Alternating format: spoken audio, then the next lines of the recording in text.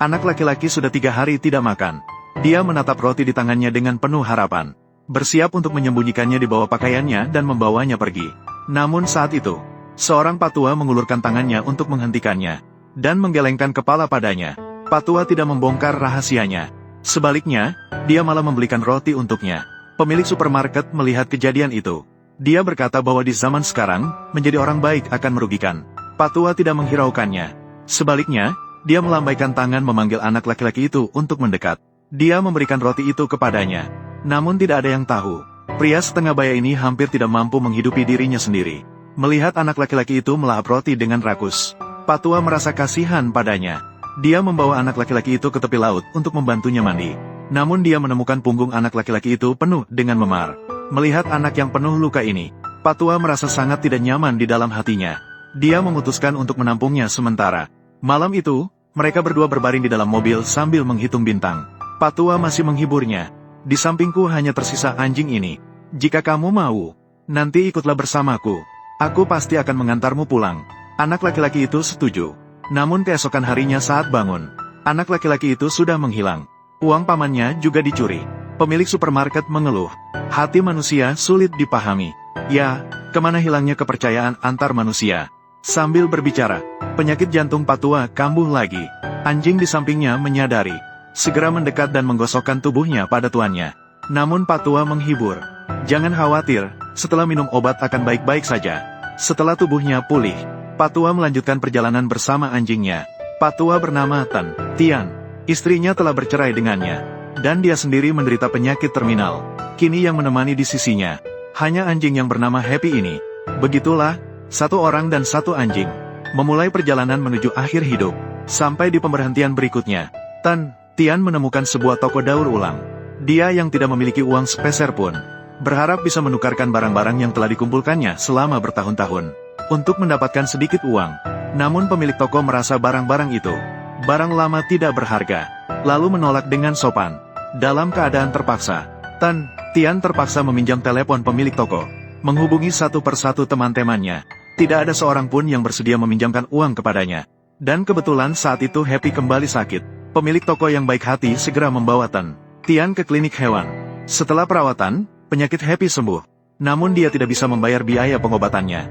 Tan Tian terpaksa kembali ke toko daur ulang. Kali ini dia bahkan membawa jam tangan yang diberikan oleh ayahnya. Pemilik toko melihat dia sangat menyedihkan. Akhirnya dia menerima barang-barangnya. Sekarang dia benar-benar tidak memiliki apa-apa selain Happy. Dia benar-benar tidak memiliki apa-apa. Namun meskipun begitu, Tan Tian tetap memilih untuk melanjutkan perjalanan. Dia membawa anjingnya menuju utara, melewati sebuah pelabuhan. Dia berencana untuk naik kapal. Dia berencana membawa Happy. Namun karena tidak punya uang, dia diusir oleh awak kapal. Sementara itu, Happy melihat tuannya diperlakukan tidak baik. Dia menggigit awak kapal. Sekarang Tan Tian hanya bisa mengemudikan mobil melalui jalan kecil. Happy menjulurkan kepalanya dari sunroof di tengah perjalanan, menikmati pemandangan indah pedesaan. Namun mobil perlu diisi bahan bakar, dan uang yang dimiliki Tan Tian sudah tidak banyak.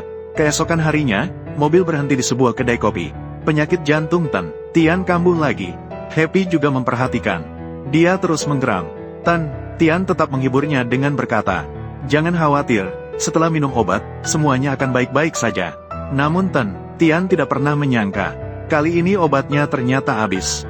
Dia hanya bisa menahan rasa sakit, agar Happy tidak merasa tidak nyaman. Kemudian Tan Tian membawa Happy ke kafe. Dia menemukan bahwa di depan toko ini ada sebuah kandang anjing. Jadi setelah memesan, dia bertanya kepada pemiliknya. Pemilik supermarket bilang sebelumnya pernah memelihara seekor anjing. Sayangnya, anjing itu mati tidak lama yang lalu. Ingin memelihara satu lagi, tetapi tidak ada kesempatan. Sambil berbicara, Tan Tian melihat bahwa pemilik supermarket menyukai anjing. Jadi, dia diam-diam membuat keputusan dalam hatinya. Setelah itu, dia dan Happy duduk di tepi pantai cukup lama, menunggu sinar matahari terbenam dengan tenang, yang lembut menyinari permukaan laut. Ketika Tan Tian pergi untuk membayar, sudah larut malam. Dia memohon kepada pemilik supermarket untuk mengadopsi Happy. Pemilik supermarket terlihat sedikit terkejut. Tan Tian memberitahunya, Happy sangat pintar dan memiliki sifat manusiawi. Tetapi dia sudah tidak punya uang sama sekali. Happy akan menderita jika dia mengikutiku. Dia percaya pemilik supermarket akan merawatnya lebih baik daripada dirinya. Setelah mendengar itu, pemilik supermarket setuju. Kemudian Tan Tian menulis nama Happy di rumah anjing. Aku serahkan tali anjing ini padamu. Jaga diri ya, Happy, selamat tinggal. Setelah Gao Bie dengan Happy, Tan Tian berbalik dan pergi tanpa menoleh. Tetapi di dalam hatinya, dia sangat enggan untuk berpisah. Melihat pemilik yang naik ke mobil sendirian, Happy mulai menggonggong tanpa henti. Saatnya mengucapkan selamat tinggal. Happy panik dan berusaha keras melepaskan diri dari rantai. Tapi tidak peduli seberapa banyak Tan Tian mencoba membujuk, ia tetap tidak mau berhenti. Seolah-olah berkata, tinggalkan aku. Tan Tian benar-benar tidak tega. Dia turun dan menghiburnya. Nakal, kenapa kamu begitu bandel?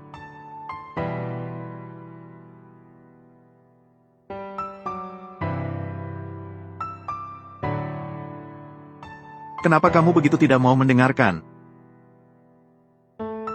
Akhirnya dia tetap tidak tega meninggalkan Happy. Dia membawa Happy terus berjalan tanpa tujuan di pegunungan. Melewati sebuah taman perkemahan. Tan Tian menginjak rem, memasukkan mobil ke dalam, melalui hutan, sampai tidak ada jalan di depan. Melihat bensin di tangki hampir habis, Tan Tian berpikir sejenak, lalu menginjak gas dan membawa mobil masuk ke semak-semak.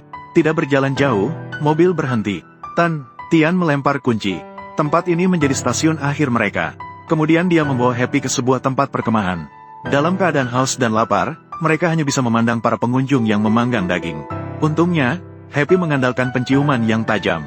Dia menemukan di tumpukan sampah sebuah kantong makanan sisa orang lain. Dengan cara ini, Tan Tian menggunakan wajan yang ditemukan dan sisa makanan. Dia membuat makan malam sederhana. Namun, ini terasa sangat melimpah bagi mereka. Tak lama kemudian, musim semi berlalu dan musim gugur datang. Area perkemahan memasuki musim sepi. Tidak ada lagi penyair yang nyaman dan tempat yang jauh. Hanya kesepian yang menemani dan pengembaraan. Tanpa sumber makanan, mereka hanya bisa mengandalkan memungut beberapa buah liar untuk mengisi perut. Namun, meskipun begitu, mereka terus menderita. Hidup tetap tidak mau melepaskan mereka. Kondisi Tan Tian semakin parah. Tanpa dukungan obat-obatan, yang menunggu hanyalah siksaan yang menyakitkan. Happy yang penuh perasaan tampaknya merasakan hal yang sama. Dia terus-menerus mengeluarkan suara mendengus. Tan Tian hanya bisa mengelusnya dengan lembut. Dia bilang tidak ada apa-apa. Dalam sekejap, pikirannya kembali ke tahun-tahun yang lalu. Hari itu dia baru pulang kerja. Dia menemukan sebuah keranjang aneh di atas meja. Ketika dibuka, ternyata ada seekor anak anjing yang lucu. Dia terkejut. Saat itu, dia masih sangat takut pada anjing. Tapi istri dan putrinya sangat menyukainya. Terutama putrinya. Dia bahkan menjahitkan sebuah boneka dengan nama Happy, agar dia bisa meletakkannya di mobil sebagai gantungan. Tan Tian pun terpaksa menerimanya. Putrinya juga membuatkan Happy sebuah kandang anjing dengan tangannya sendiri. Setiap setelah makan malam, keluarga akan membawa Happy berjalan-jalan di tepi sungai. Namun seiring bertambahnya usia, Happy tidak lagi lucu dan menggemaskan seperti saat kecil. Putrinya juga mulai merasa tidak suka padanya. Setiap hari hanya dia yang akan membawanya berjalan-jalan.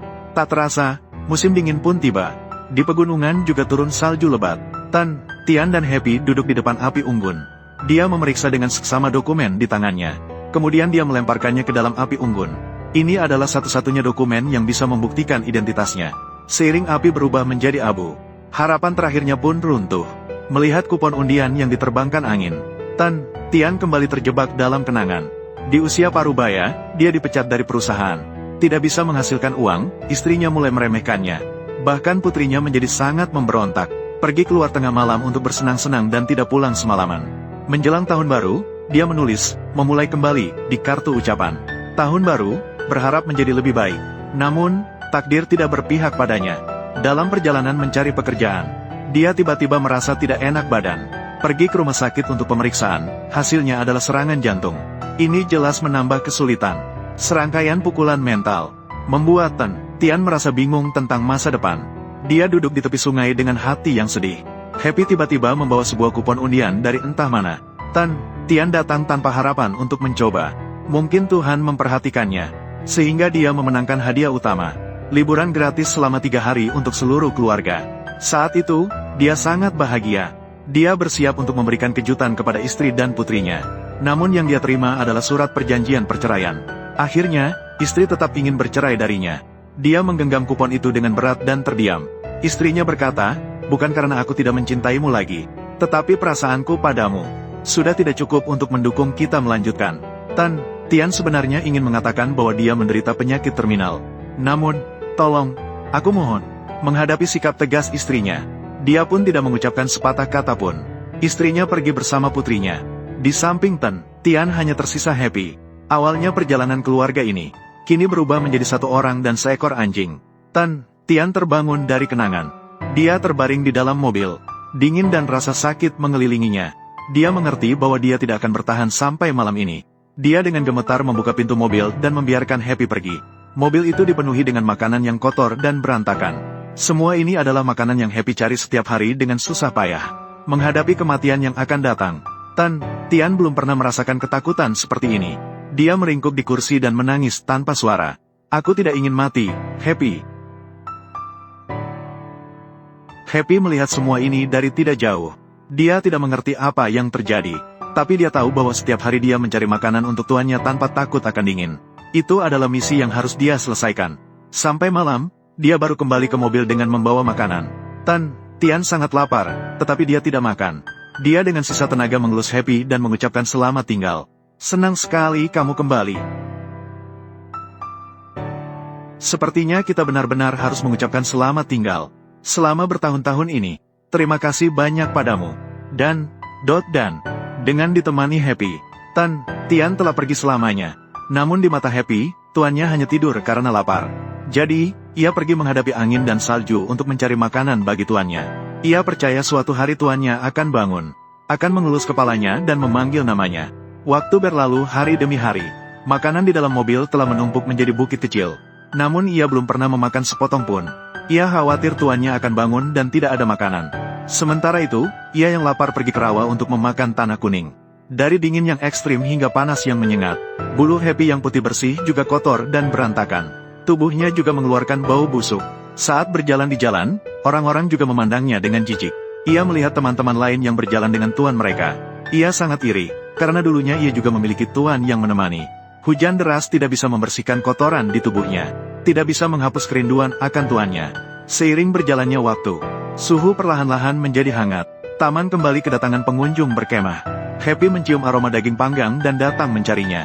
Dalam keadaan bingung, ia melihat keluarganya melambaikan tangan kepadanya. Happy, cepat datang makan daging.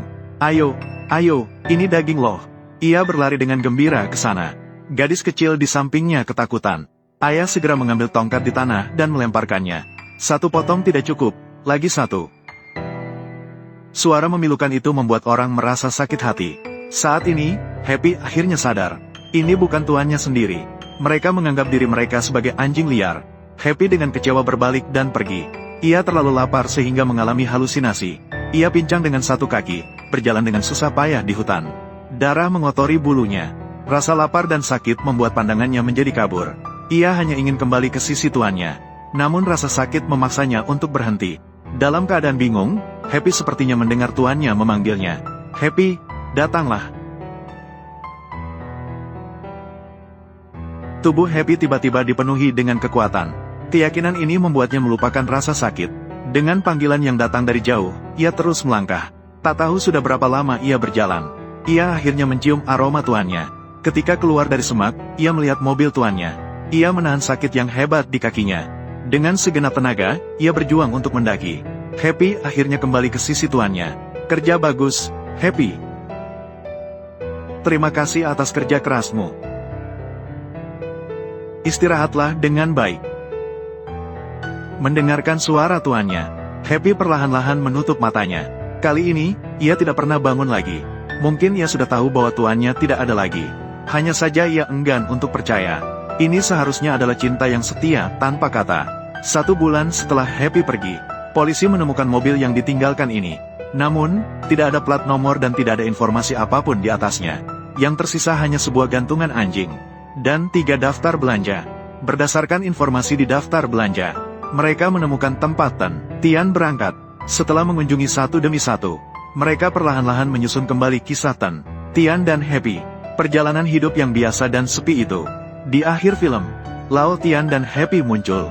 Dunia yang menjadi milik mereka. Mereka duduk di tengah lautan bunga matahari yang luas. Bunga matahari yang tak berujung. Seperti bintang-bintang di langit. Dan bersinar seperti bintang. Sekilas pandang, membuat orang penuh harapan.